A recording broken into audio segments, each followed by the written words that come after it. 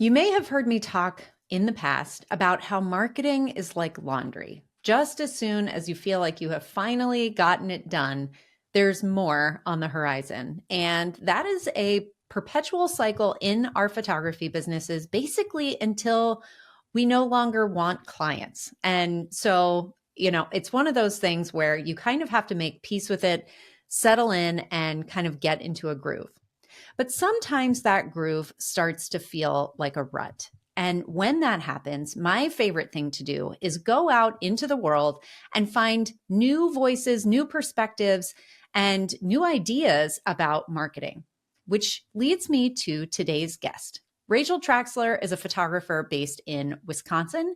She is the host of her own podcast and an amazing sort of fresh perspective on all things marketing. And the thing that really stood out to me when Rachel reached out was her suggestion that we need to be moving away from relying so heavily on social media.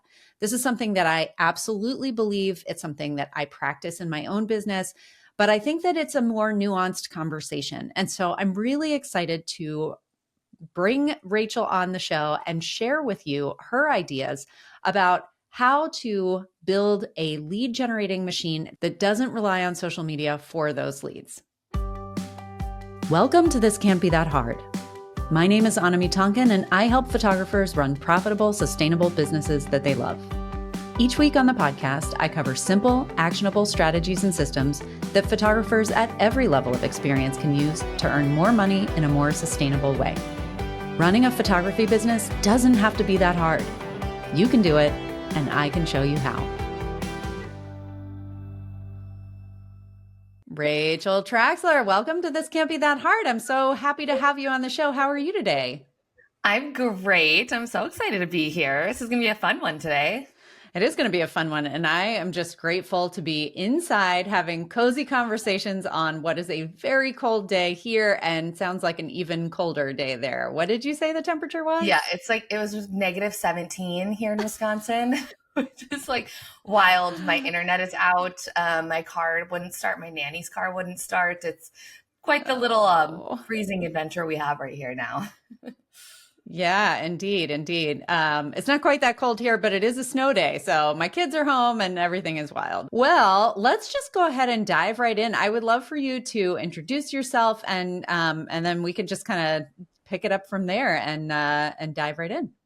Yeah, so my name is Rachel Traxler. I am a wedding photographer. I've been doing shooting weddings for 13 years now.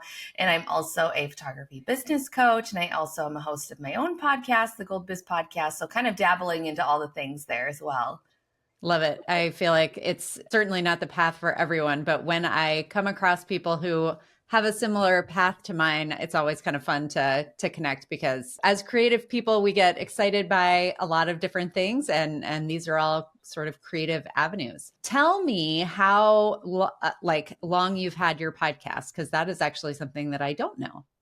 I've had that since the end of 2020, early 2021 is when I launched it. So gosh, over 4 years now, Amazing. Which is crazy. Yeah.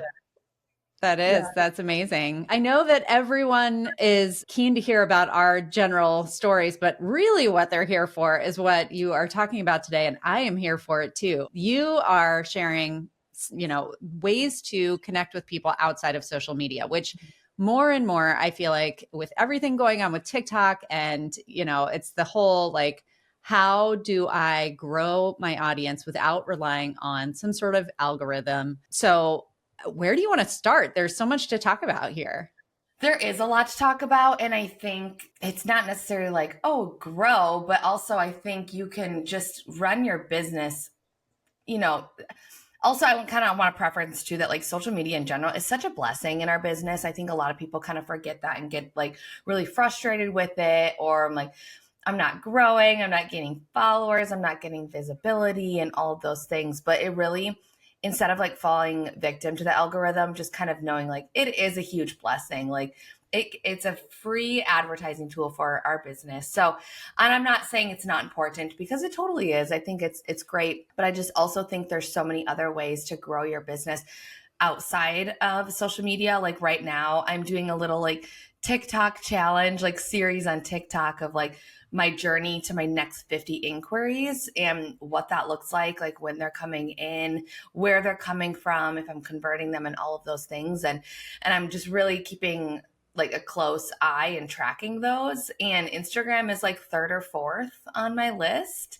And which is kind of nice because then it's like, yeah, I don't know, I don't have to spend so much energy into it and things kind of switch around a little bit. So just having other options, I think, in your back pocket that will bring in inquiries without relying on social media it's like kind of key. Yeah. And so where does one begin? Like how I feel like that is the thing. Once social media came on the scene, which has been a long time now, it was almost like all the marketing strategies and ideas that people were using for decades prior to that kind of went out the window and everybody's attention turned straight to social media. So now it's almost become so much of a crutch that people are like, well, then if not that, what? What? Yeah. And I think that's such a good point that you made too, because I think people's attention spans are so short that they kind of forget about like the funnel that they're bringing like their potential clients to and like their audience to. So I think like building your funnels for speed because our attention spans are so short and just like making that buyer process and journey like faster and quicker, you know what I mean? Or not only that, but like like in that time to like creating more conversation and like connection within that too, because a lot of people they want connection and I think like having that connection helps with like obviously conversion and stuff more, but I think ultimately like building funnels for speed, because I think a lot of people are like, okay, here's this, but then if they reach out to me on Instagram, okay, then go fill out my contact form and like go do this, or like asking all these questions before just like getting someone into your inbox or like getting them on a call, or just like, I don't know, as I audit things and do things for people, I'm like, this process is so long, like no wonder you're losing people. Or like, and it depends. People fall off at different places. Are they falling off before they even fill out your inquiry form? Are they falling off after they fill out your inquiry form? Are they falling off after you send their pricing, after the phone call? Like there's different places that people are falling off for different reasons. And so I think when you can like look at your funnel as a whole and how can you like build your funnel for speed, I think that kind of helps too. But it depends because there's different like buyer types. And I think a piece that a lot of people miss out on is speaking to like creating content and speaking to all three like different buyer types. And because it's like, typically we tend to create content or speak to the buyer type that we kind of forget that, well, people purchase from different places and there's different buyer types that way. And then I also think people forget or just don't do, not even forget, they just don't do. They don't have like different levels of lead generation. They kind of maybe pick one. So maybe Instagram, for example. So they are only doing Instagram. And then with their copy and conversion and messaging and marketing, they're only speaking to one buyer type instead of having like 3 different levels of lead generation strategies and then speaking to the 3 different buyer types within those 3 levels. Like that's just going to be helping getting more inquiries in your inbox more consistently, more effortlessly when you are kind of like dispersing and doing all those things all at once, if that makes any sense. Yeah, it totally does. But I want to pause and sort of break that down for people. When you talk about 3 buyer types and 3 kinds of levels, it's funny because I have talked about this before and I think about it as 4. So I'm dying to hear what your 3 are in those 2 directions. Yeah. And I know everyone kind of has their own, like I've seen other people say that their own buyer types and stuff like that. These are just ones that I've created that I've noticed from like my own audience and like my own ideal clients, I guess. So number 1 is like the dreamer buyer. And I think of that one as someone who's like comes to me and been like, I have had you plan as my wedding photographer since I was 16. Like I knew like the second I was going to get engaged, like you are going to be it. Like that was it. And so they need like less conversion. You know what I mean? They don't need to be like nurtured as much.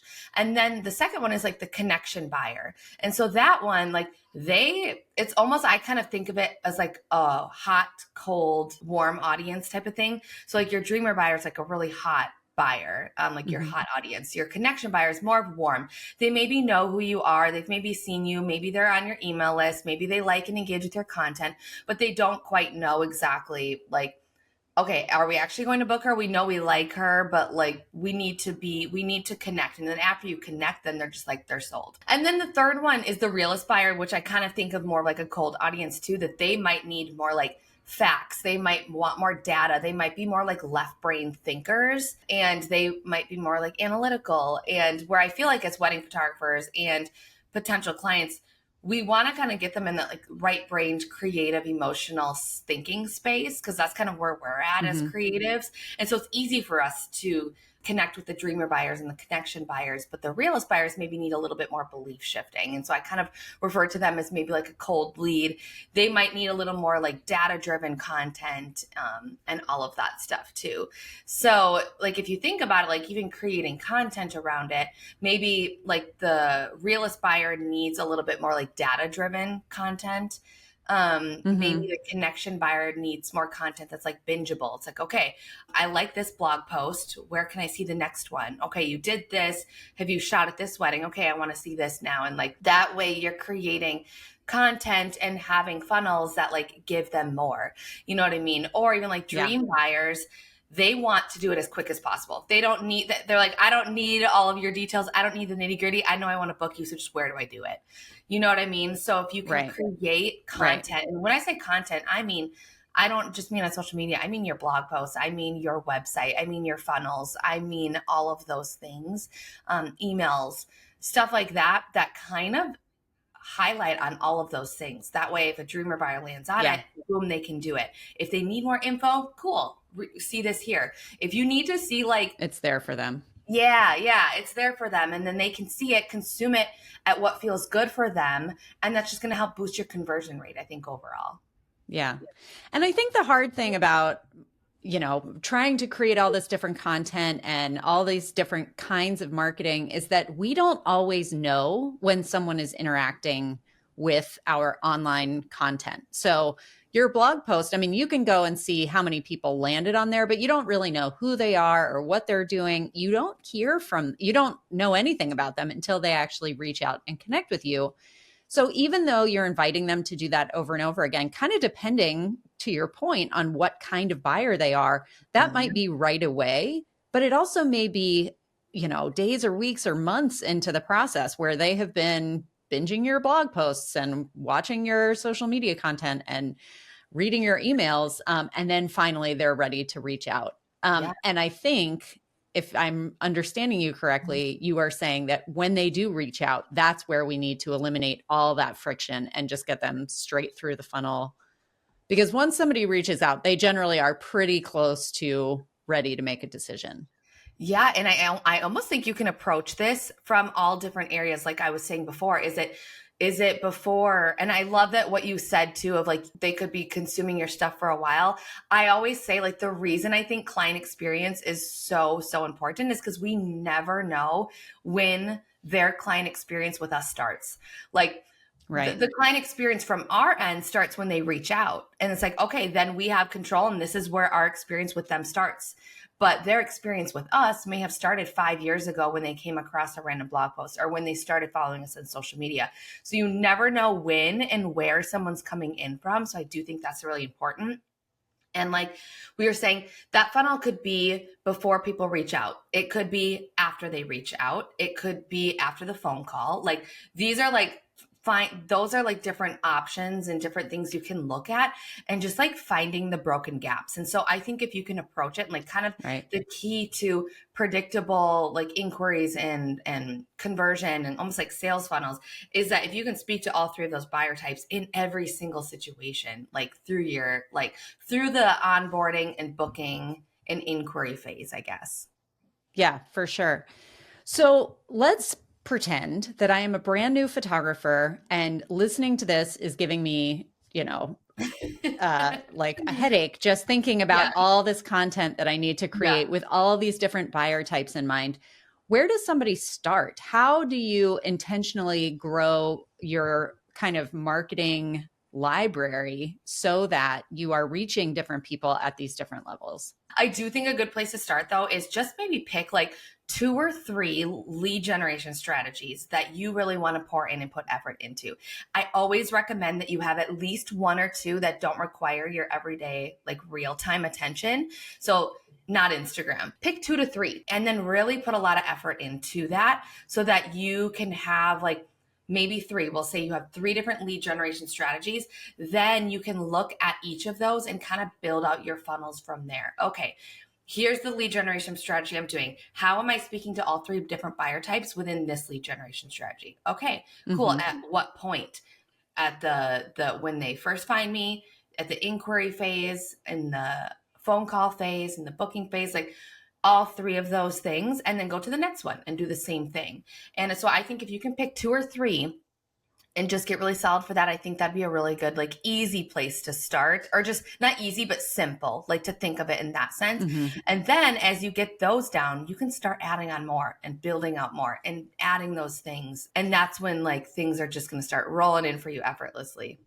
So if you had to pick your top, we'll say 3, I'm going to use your number, 3 strategies outside of social media, what would they be? I'm going to look right now because like I said, I was running that little challenge on TikTok of my little series of my journey to 50 inquiries. So I want to give you like real time as we are recording this, like this morning, this is where I'm at. Google is my number 1. And that just means with SEO, with my blogging, with like through my website, with like keywords and stuff. I think a lot of that has to do with blogging. The second is vendor referral. And so that could mean that from wedding planners, from the venue themselves, from other just wedding vendors. I think it's just really powerful. The third one is photographer referrals. So partnering with other photographers. And this one is really good if like you want to travel or you want to start like marketing into a new location or traveling spots, like that's really good. Or if you just want to get connected with a few people like within your area and industry, like market, like that's also really powerful. So those are my top 3 that are bringing me in the most inquiries right now. So to me, that tells me, okay, cool. And like, I've got other ones too. The ones after that came behind that were Instagram and then Facebook.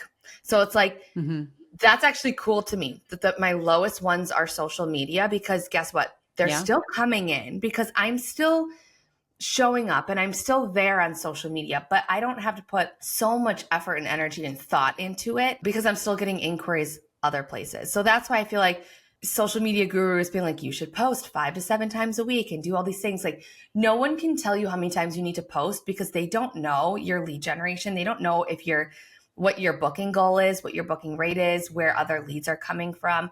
Now, on the flip side, if you were like, yeah, I'm not getting as many inquiries at these other places and my highest ones are social media right now, then you can look at building out, but then you still maybe want to keep on putting a little bit effort there. But then it also tells me, okay, if I wanted a boost, that just tells me I can get creative. And if I want to, I can give myself a boost in real time if I'm creative through social media, if I want that, but I don't have to rely on it, which is really nice.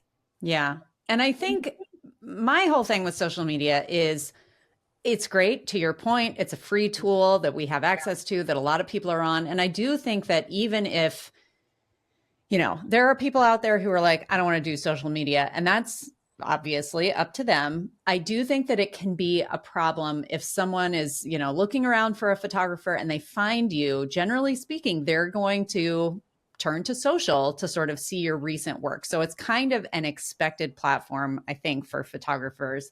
But if you take the approach that you don't start with social media, so that doesn't require the sort of effort where you're creating new content specifically for social, but rather focus your creative energy on something like blogging or, writing emails or whatever, you can pull content from those things, those longer form pieces of content, and turn that into social media. Or if you're doing a lot of like vendor networking or, and I have a lot of listeners who are not wedding photographers, so portrait photographers. So there's networking within, If you're a family photographer, you might be networking through schools. If you are a birth photographer or a newborn photographer, you might be working with local, birth centers, hospitals, OB offices, those kinds of things.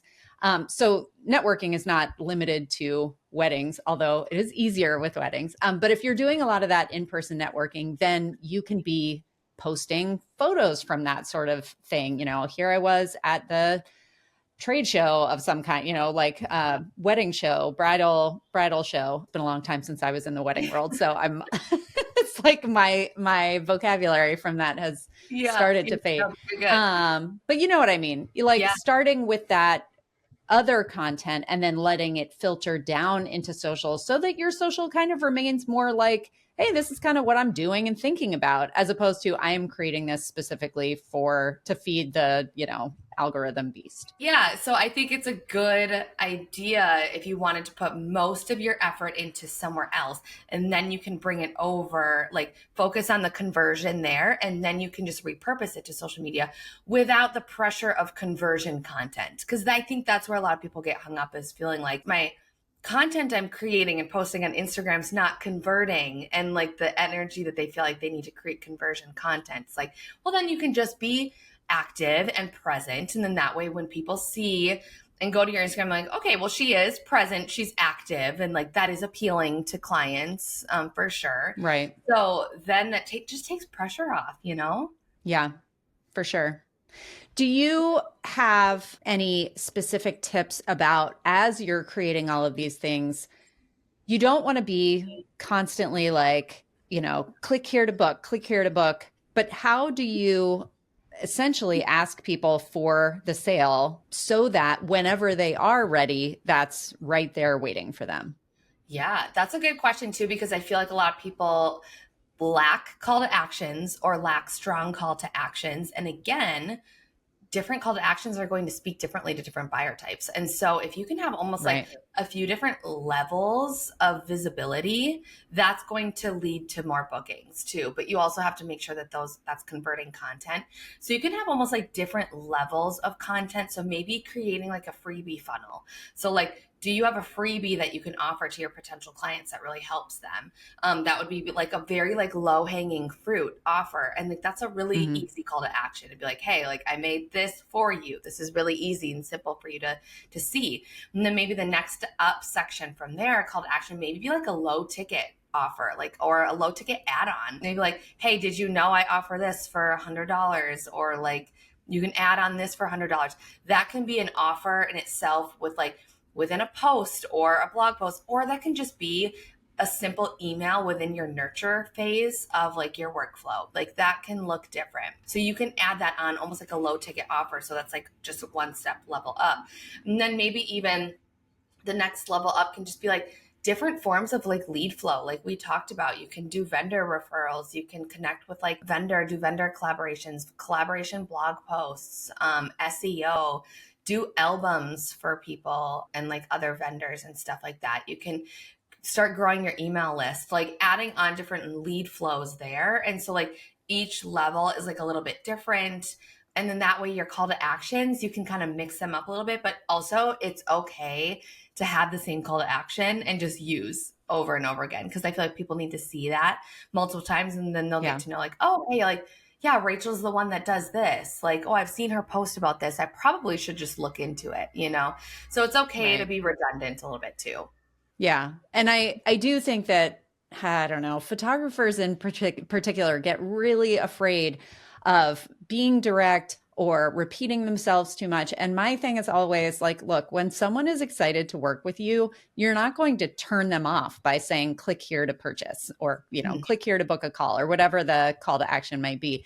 And even if they're on the fence, like they recognize you're a business and that's what they need. What they do get turned off by or can sort of lose patience for is when you make it hard for them to take the action that they might want to take. Don't make them work for it to get in touch with you.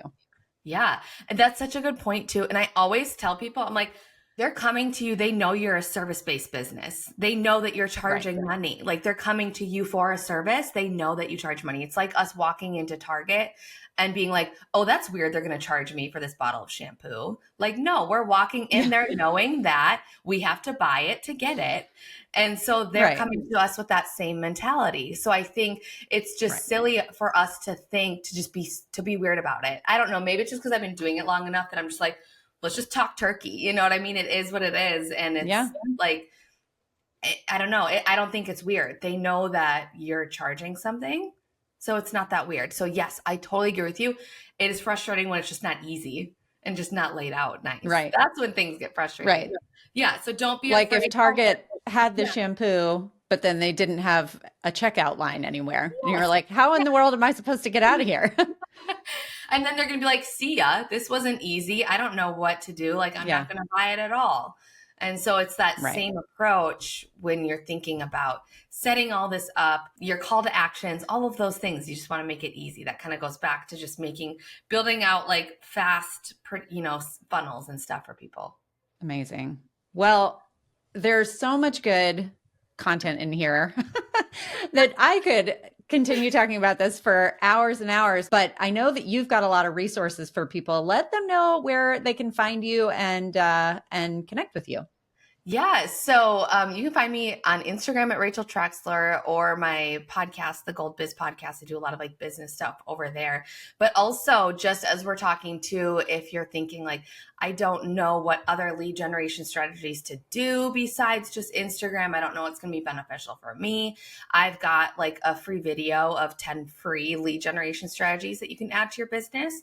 So I will make sure to like give you that link so that people can kind of watch that and kind of figure out which lead generation strategy would be best for them. Perfect. We will put it in the show notes. Well, thank you so much for coming on the show. It has been lovely connecting with you. I hope you stay warm out there. I know. Thank you too. It's a cold one. Thank you so much. It is. This was so much fun. So thank you so much for having me. Yay. Likewise. Have a great day. You too. That's it for this week's episode of This Can't Be That Hard. I'll be back same time, same place next week.